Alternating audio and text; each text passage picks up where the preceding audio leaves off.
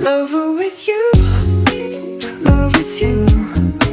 Feels so true, feels so new. Love with you. Hi everybody!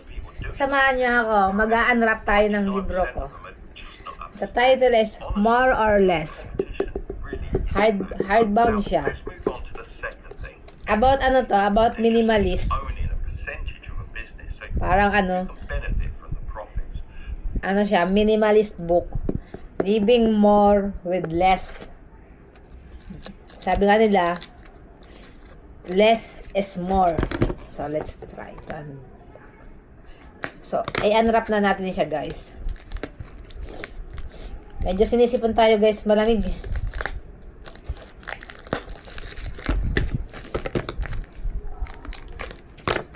Jarang. See? Oh my God. Oh, true. OMG.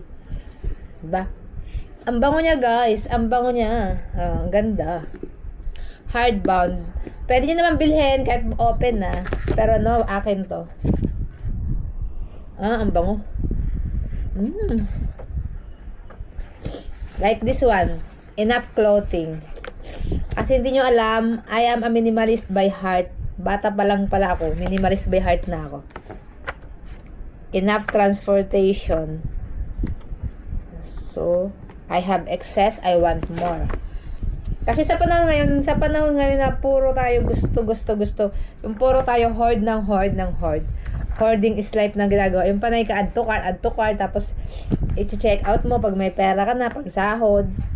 Hanggang sa natambak na yung gamit mo, yung kung ano-ano. Kaya it's time to buy this book, to read this book, more or less. So, okay guys, samahan niyo ako. Huwag din na pala ako samahan, magbasa, kasi medyo makapal to. Baka abutin tayo ng siyam-siyam. Bye-bye! See you next time! Lover with you.